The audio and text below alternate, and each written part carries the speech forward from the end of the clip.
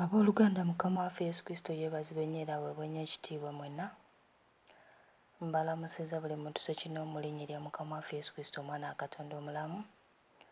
Bwe ntyo neebaza Katonda olw'ekirabo eky'obulamu n'ekisa eky'obulokozi eri obulamu bwaffe. Twebaza Katonda eyabukeeseza era n'abuzibya nga tuli balamu, kubanga waliyo bannaffe abatasobodde kuzibya nga balamu. Kale ffe baazibisizza nga tukyassa ekitiibwa n'ettendo tukimuddiza, kubanga ye mulangira w'emirembe gyonna era ye Katonda agwanira ekitiibwa n'amatendo. Katonda empologoma ya Yuda era olwazi olw'edda n'edda, ye Katonda eyaliwo akyaliwo era alibawo ennaku zonna. Katonda ekigo ekinywevu, omutukuvu mu batukuvu era omutuukirivu mu batuukirivu. Katonda atudde ku Namulondo eyakayaka n'emisana n'ekiro, ajjudde ekisa n'okusaasira eri obulamu bwaffe abaana b'abantu. Mazima atwagala ate atatuggyaako mukono gwe omubeezi atabulawo mu mbeera yonna. Bwe ntyo bwe musaba Mukama Katonda waffe atuwe ekisa nze nammwe okugonda n'okuwulira, okumanya n'okutegeera, emitima gyaffe tugimuwa, ebeere entebe ye Mukama atuulenga mu ffe, atuluŋŋamyenga mu kukola ne mu kwogera obulungi kwonna, n'okusobola okunywerera mu makubo ge mu linnya erya Yesu. Amiina. Abooluganda, leero Mukama waffe Yesu Kristo atugamba nti tuteeketeeke abaana olw'ennaku ezijja, kubanga waliwo ennaku ezigenda okujja abaana bakwate mu kkubo limu n'abazadde bakwate mu kkubo eddala. So baganda bange, nga tweteekateeka ng'abazadde, nga tweteekerateekera obulamu obutaggwaawo, tuteekeddwa okuba nga tuteekateeka n'abaana okuba nga nabo bayingira obulamu obutaggwaawo. Tetusobola kuba nga tweteekateeka nga ffe okusisinkana Mukama waffe Yesu ate ne tunyooma eky'okuteekateeka abaana nabo okuba nga bayingira eggulu, kubanga abooluganda mukimanyi nti tuli mu kiseera ekisembayo. Yesu Kristo essaawa yonna atuuka. Era muganda waffe n'agamba nti ne bamulaga abazadde nga babuuka bagenda eri Mukama waffe Yesu, naye nga baleka abaana emabega. Yesu Kristo n'awulira ennaku,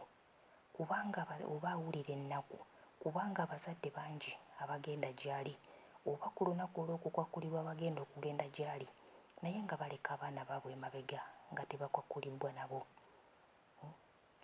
Bwe batyo batugamba nti abazadde musaba oba tusaba nga tetulina baana ewaka ne tusaba ffekka. Ekyo kibi. Mukama ayagala tusabe n'abaana ewaka. Bwe tugenda mu kusiiba tusiibe n'abaana ewaka. Naye abazadde tusiibe ewaka, bayogera ku fasting, gwe n'onoonya Mukama nga bba abaana tobalagidde kusiiba. Mukama atugamba nti bwe tubeera ewaka tetuteekawo mbeera oba budde bwa kusaba n'abaana. Tuteekeddwa abazadde okuba nga tuteeka obudde ewaka obw'okusabanga n'abaana. Tetusheyalinga kigambo kya Katonda oba tetugabana n'abaana kigambo kya Mukama. Mukama atugamba tuteekeddwa okuba nga tugabana ekigambo kye n'abaana nga tuli ewaka. Abooluganda, abasajja n'abakyala batugamba nti tuteeketeeke abaana baffe, nga batugamba nti nga taata ne maama bwe beeteekerateekera olugendo oluwanvu nga batambula okugenda, nti biragiro ki bye wandibadde owa abaana bo oba abazadde nga mutambula okugenda ku lugendo oluwanvu, nti biragiro ki bye mwandiwadde abaana bammwe nga muyinza okuba nti musuubira temuliddamu kubalaba nate nga mugenda mu lugendo olwo oba mu nsi eyawala. Nti ekyamazima era abazadde muba mugamba abaana bammwe nti babeere nga batunula, babeere beegendereza ate nga balowooza ku future oba ku biseera eby'omu maaso. Era kati leero Mukama waffe Yesu Kristo alabula abazadde tubeere nga tuteekateeka abaana olw'obulamu obutaggwaawo, kubanga ennaku embi zijja abaana bwe bagenda okubeera nga banyooma bazadde baabwe. Mujjukire nti ekigambo kya Katonda kitulagira okuba nga tusomesa abaana tubayigirize ekkubo lya Katonda lye batagenda kuvaamu. Ngero 22 olunyiriri olw'omukaaga atugamba nti manyiiza omwana omuto mu kkubo erimugwanira okutambuliramu, awo newankubadde nga mukadde talirivaamu. Ekyo kigambo kya Katonda. Bwe batyo ne batugamba nti Yoswa bwe yayogera n'agamba nti nze n'ennyumba yange tunaaweerezanga Mukama, nti yali tayogera ku bulamu bwe yekka na mukyala we, wabula yali ategeeza ye ne mukyala we n'abaana be okuweereza Mukama. Bw'atyo Mukama bw'atulagira naffe okuba nga tuweereza ffenna n'abaana baffe mu maaso ga Mukama. Oba bwe tuba nga tunoonya eggulu, tulinoonyeze wamu n'abaana baffe. Tuteeketeeke abaana ku lw'obulamu obutaggwaawo, kubanga batugamba nti bwe tunaalemererwa okuteeka amagezi ga Katonda mu baana, kigenda kutubalirwako oba nga kibi. Kasita omuzadde yenna olemererwa okuteeka amagezi ga Katonda mu baana, ogenda kukiweera embalirira, kigenda kuba kibi mu maaso ga Mukama era tujja kusingisibwa omusango. Omwana wo singa omuzadde yenna omwana anaagwa mu ggeyeena mu muliro, kijja kubeera ku mutwe gwo. Era Yesu Kristo agenda kuba akubuuza omusaayi gw'omwana oyo agenda okubeera mu ggeyeena, oba nga agudde mu ggeyeena, omusaayi gw'omwana oyo gugenda kubeera ku mutwe gw'omuzadde. Tuyina okuba nga tuteekateeka abaana okusobola oyingira eggulu. Era bagamba nti omuzadde togenda kuyingira bwakabaka bwa Katonda bw'olemererwa okusomesa abaana ekigambo kya Katonda. Naawe togenda yingira bwakabaka bwa Katonda, kubanga abaana bwe balemererwa okuyigirizibwa ekkubo lya Mukama ne bagenda mu ggeyeena, baba bagenda kuzikirira. Naawe omuzadde oba ogenda mu kuzikirira, togenda kuyingira ggulu bw'onaalemererwa okusomesa abaana ekkubo lya Mukama. So abooluganda, bwe tutyo bwe tugambibwa abazadde, temwerabira nti tuli mu biseera ebisembayo. Kabaka wa bakabaka ali kumpi okutuuka okuba nga atwala abalonde be. So atugamba nti singa tuba tweteekateeka nga bataata ne bamaama, tuteeketeeke abaana tusobole okugwakulibwa ffenna, twenenye, tukyuke okuleka amakubo amabi, tuwulire okulabula kwa Mukama. Abooluganda, ebiseera ebijja mu maaso bibi nnyo. Ebiseera ebijja mu maaso bigenda kuba bibi nnyo, naye Mukama ng'atulabula kubanga y'amanyi eby'omu maaso, tuwulire okulabula kwa Katonda, tukyuke.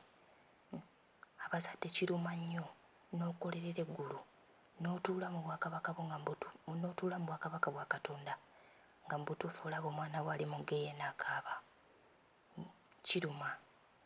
Tugezeeko okulaba nga tunoonya Mukama ku lw'obulamu bwaffe n'abaana baffe, tusobole okuyingira ffenna eggulu, kuba ne Mukama waffe Yesu Kristo agamba kimukwasa ennaku abazadde ne tugenda mu ggulu ng'abaana bagenze mu ggeyeena.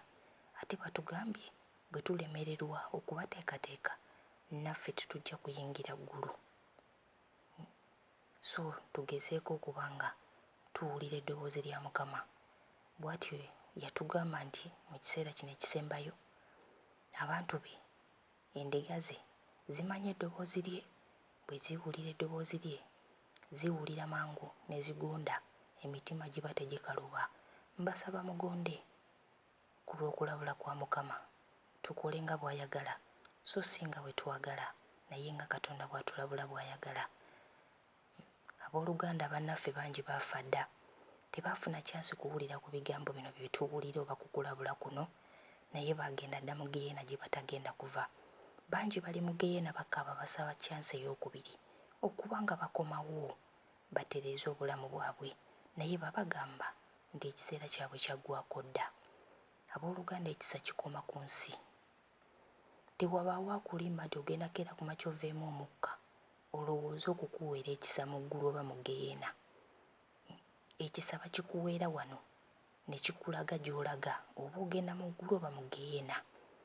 Kuba obvious case tukimanyi nti neki eggulu ssanyu na mirembe, era ekisa kingi nnyo gye kiri singa oba okolereddeyo. Abooluganda mu geyeena teri kwenenya. Mu geyeena maziga gokka na kuluma bugigi. Teri yagenda yingira mu geyeena giveemu. Bano be batwalayo okubanga batulaga ebiriyo. Mukama ayongera kutukakasa nti geyeena ya ddala, kubanga bangi bawakana nti n'eggulu lya ddala. Bantu bangi tebakkiriza nti geyeena gy'eri. Bangi baagala bamale kugenda kugiraba bakomewo, naye ate bwe kiba nga tekyakuteekebwateekebwa tekigenda kubeera gy'oli.